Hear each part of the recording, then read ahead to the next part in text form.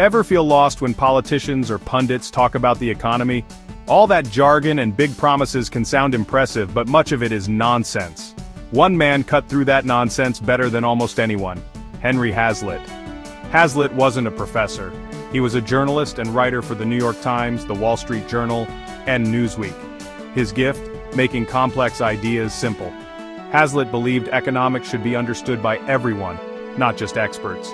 His most famous book, Economics in One Lesson, was published in 1946, but its message is more relevant than ever. Why? Because the same bad ideas keep coming back, just dressed in new clothes. Politicians still promise quick fixes and claim government spending creates prosperity out of thin air. Hazlitt gave us a tool, a way to see through these claims and judge economic policies for ourselves. He didn't rely on complex theories, he used common sense and clear language. Hazlitt wanted to empower ordinary people to understand the basics so they wouldn't be fooled by those seeking more money and control. He didn't invent a new theory, he distilled the best ideas from thinkers like Frederick Bastiat into one core principle. This principle is simple, yet it can change how you see the world. So, what's the lesson? It's not a magic bullet, it's a way of thinking. It's about looking beyond the immediate and obvious and seeing the hidden consequences of every economic decision. Hazlitt argued that mastering this lesson lets you understand more than most so-called experts. You'll spot fallacies, question assumptions, and make better decisions as a citizen, consumer, and voter. It's a powerful tool. Let's learn how to use it and see the world through Hazlitt's eyes. Why is economics so full of mistakes? Unlike physics, in economics, experts constantly push ideas proven wrong again and again. The reason? Self-interest and narrow focus. People in power promote policies that benefit their group right now, ignoring long-term effects on everyone else. Take the sugar industry. Lobbyists argue for tariffs, claiming to protect American jobs. The immediate effect? A few thousand workers keep their jobs, politicians look good, and the cameras capture happy faces, but that's only half the story. The unseen effect: tariffs make sugar more expensive for everyone. Families, bakeries, candy companies, soda manufacturers. The extra cost is spread over millions, so it's barely noticed, but the harm is real. The benefit is concentrated and visible, the cost is diffused and invisible. Bad ideas persist because they serve a vocal minority, while the silent majority pays the price. Politicians and lobbyists are rewarded, but the country as a whole is poorer. We use resources less efficiently, and everyone loses a little. This dynamic repeats across countless industries and policies. It's the fundamental reason economics is haunted by fallacies. The battle is always between the seen and the unseen, and most people only look at what's right in front of them. That's why Hazlitt's lesson matters. It teaches us to look deeper. What separates a good economist from a bad one? It's not credentials, it's vision. The bad economist sees only immediate effects on one group. The good economist looks further, at long-term consequences for all groups. Take a government-funded bridge project. Politicians point to the jobs created: construction workers, steel workers, engineers. The seen effect is obvious and makes for great headlines. But where does the money come from? Taxpayers. Every dollar spent on the bridge is a dollar not spent elsewhere. A new car, a business expansion, or new technology. These things now won't happen. The unseen consequences are jobs and opportunities lost elsewhere. Good economics means looking beyond the ribbon cutting and tracing the money back to its source. The bad economist celebrates the visible jobs, ignoring the invisible ones that never materialize. The government can't create wealth out of thin air. It only redirects it, often from more productive uses to less productive, politically favored ones. Seeing both sides is the whole lesson. It's about intellectual honesty and discipline. The real cost of any policy is what we don't see. Hazlitt's lesson: always ask, what's missing from the picture? That's how you see the whole truth. And avoid being fooled by half the story. The world is full of bridges, but also full of lost opportunities. Good economists never forget that. That's the art of seeing the whole picture, and it's the key to understanding economics. Ignoring long-term consequences isn't just a political mistake. We all do it. We crave immediate gratification, even when it leads to future pain.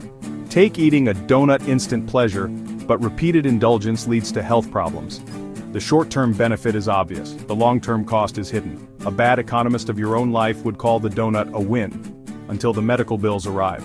The good economist weighs short-term pleasure against long-term pain and makes a balanced choice. The same logic applies to credit card debt. You get what you want now, but pay for it later with interest and lost freedom. or a student who parties instead of studying fun now, but failing grades and lost opportunities later. In our personal lives, we eventually learn these lessons, often the hard way. Yet when it comes to public policy, we forget this wisdom.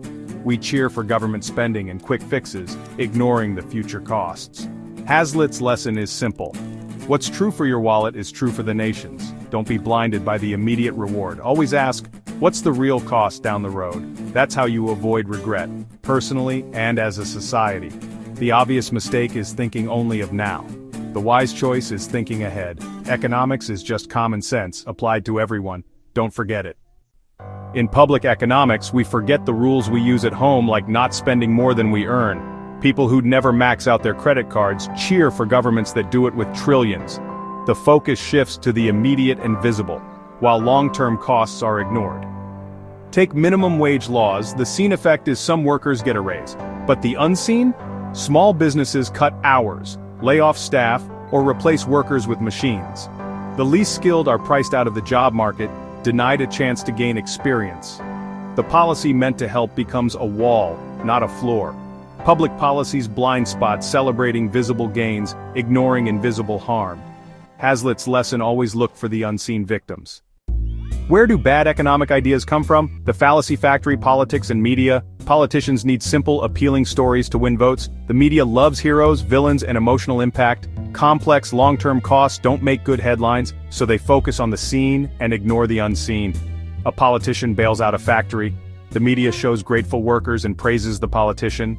The immediate benefit is obvious, but the cost is hidden. Taxpayer money is diverted from more productive uses. Jobs are saved in one place but lost elsewhere. This pattern repeats with farm subsidies, trade barriers, and stimulus spending. The narrative is always the same. Focus on the small group that benefits, make them visible, and ignore the dispersed costs. It's a recipe for political success and economic stagnation. Hazlitt's lesson cuts through the noise. Ask who pays and what's lost. Don't be fooled by the fallacy factory. The real story is what you don't see. That's where the truth lies. Hazlitt's most famous illustration is the parable of the broken window, first told by Bastiat.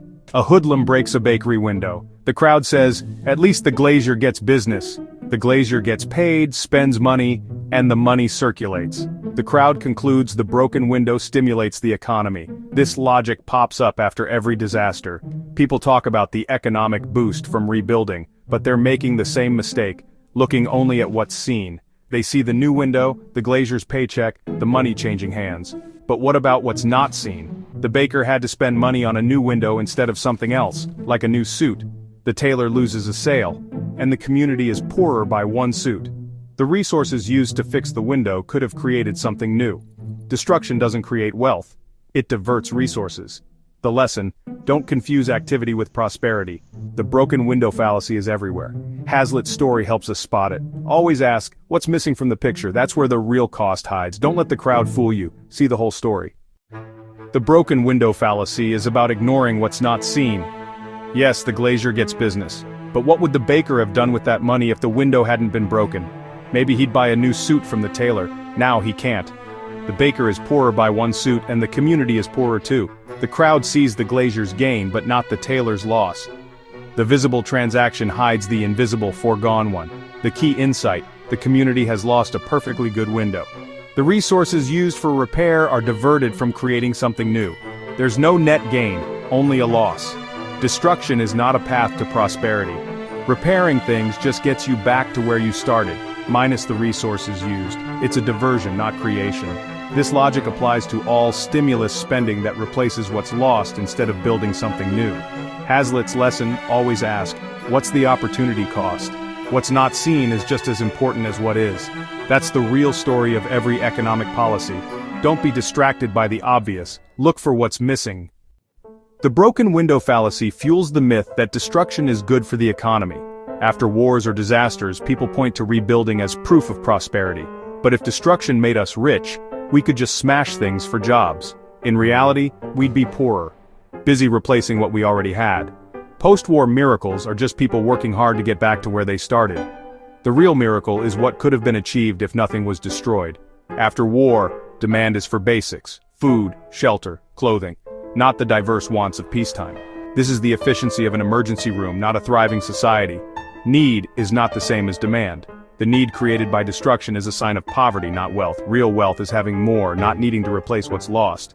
Don't confuse rebuilding with progress. Hazlitt's lesson, prosperity comes from creation, not destruction.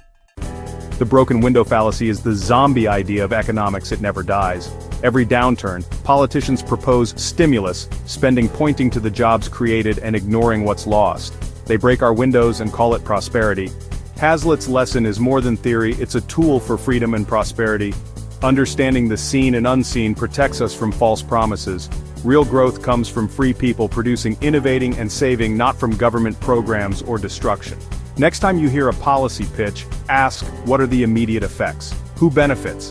What are the long-term, unseen effects? Who loses?